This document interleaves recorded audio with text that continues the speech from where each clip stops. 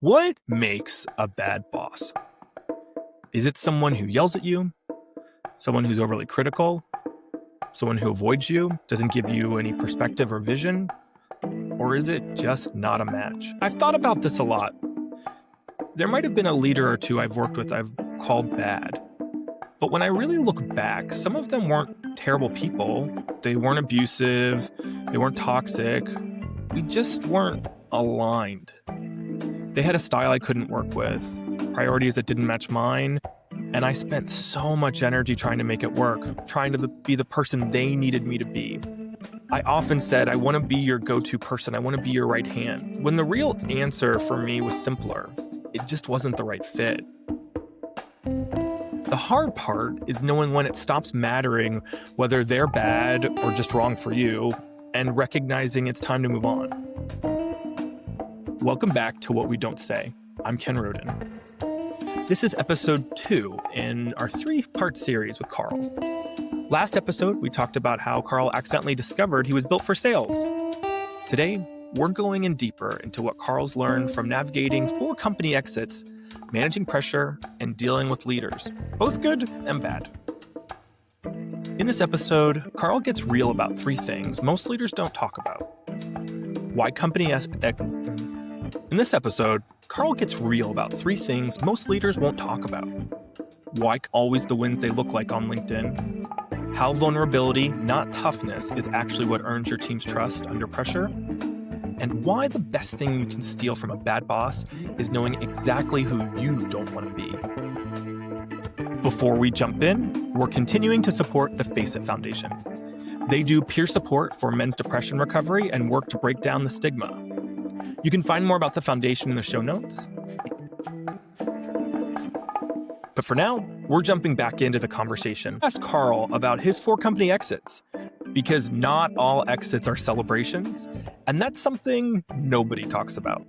Let's dive in. One of the things that I find really interesting about you is that you have done 4 exits, and that's just not common, which is funny because I think the way that it's portrayed on LinkedIn is that every person has done 10 IPOs and they've done, 4 exits and they're, millionaires with 2 houses, but that's just not what's happening. So you don't actually hear the stories of what actually exits are like, because I don't think they're always the most fun activities. No, there's good exits, there's bad exits. I think, look, especially when you're in private equity, and you're working for a private equity firm, or those are your lead investors. Look, they're focused on their rate of return and how fast they can get a rate of return. That's just the way the private equity world works. My job as a leader is to get them to a point where they can sell the business as quickly and make a return on their money as quickly as possible. The best exits that I've been through have been where you've built a culture, the culture hasn't changed. As you come through the exit, the management team either stays intact or you have a couple people that walk off into the sunset, but it's just a step in the journey. And you go from one private equity company to another, or one private equity company to a strategic. Yeah. But the key for me is whether or not that culture changes. I am a big culture person, and when you're coming through a transition like that, it creates a whole lot of uncertainty, especially for folks that are not executives. And being able to manage that change and make sure that people see what the overall strategy is. If you can't do that as a leader, as you're coming through an exit, man, you're going to have messy integration into the new ownership, the new ownership team. I pride myself on being able to manage change, and it's because of my approach and the way I care about my people. I usually can do a pretty good job of assimilating them into the new environment. I remember when we sold Connexa, we sold to IBM. You want to talk about a culture shift? Holy smokes. We went from a very startup type culture to a very corporate, buttoned up culture. And I went from having one boss to having about 15. And so that, when you get absorbed into a strategic organization as big as somebody like IBM, that is a culture change, and you're not going to be able to shield your people from it. What you need to do is make sure that they understand the overall strategy, what the new lay of the land looks like, and what the new reality looks like. And Yeah. then you see what happens and how that transpires. But yeah, it's not all roses by any stretch of the imagination. The checks are nice, of course. Managing through the integration is the hardest part in my mind. Yeah. Uh, I was doing some research about you and I found this article where you said something like vulnerability is the key to great leadership, and you can't get the best out of people unless they trust your heart is in the right place. And Mm.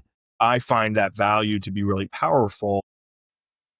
But when I read that, I was thinking it's a tough market right now for B2B. It's just selling is really hard. And there's a lot of pressure from whoever your investors are, whoever your boss is. How do you keep that trust with your team when the pressure is on? It's different than before. Yeah.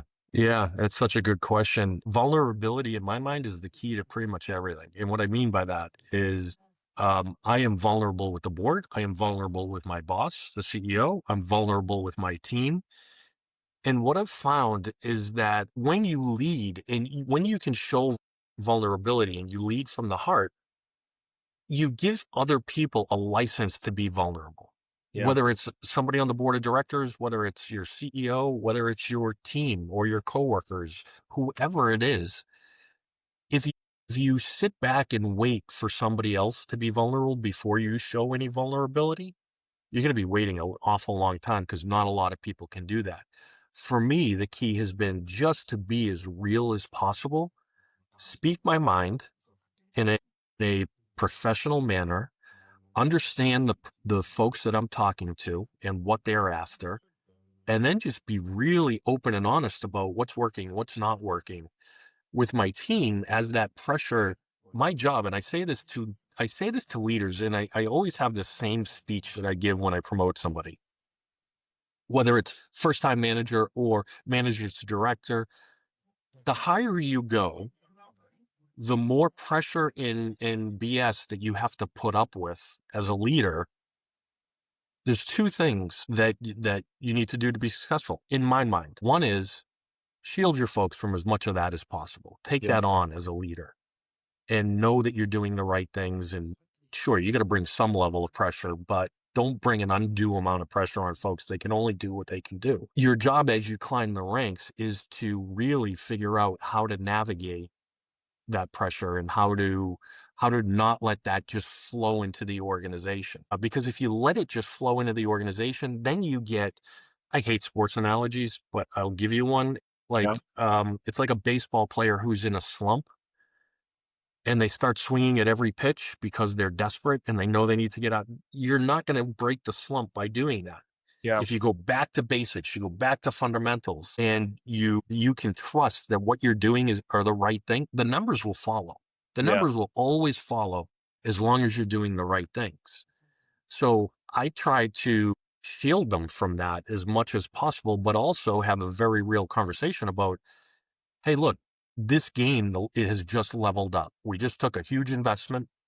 This game has just leveled up. The expectations are going up.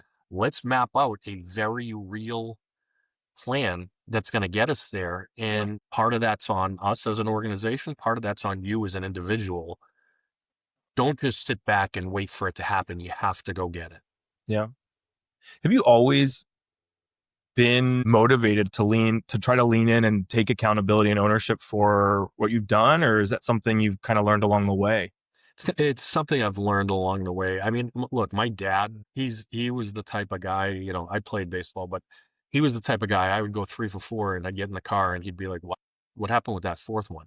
Yeah. And when I talked about relentlessly stealing from my bosses, what I realized is when I'm in an environment where my weaknesses are being picked apart consistently, that doesn't do anything for me. I don't like the way that made me feel as an individual.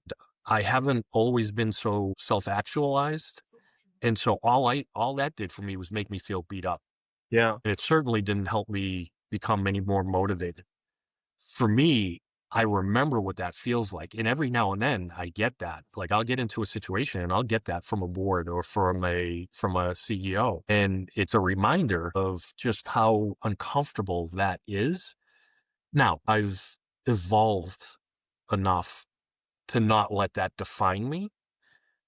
But when I'm dealing with my team and folks that are younger in their careers, I really believe that strengths are much more of a multiplier than hammering on weaknesses. If I can lean into somebody's strengths and figure out how to multiply that with them, that's going to have much more impact than just hammering away at what they need to get better at. And when you lean into the strengths, it gives you a license as a leader and a coach to help with those areas that they need to get better at. And I just learned that through really observing how the way people treated me made me feel Yeah. and what it did to my motivation level.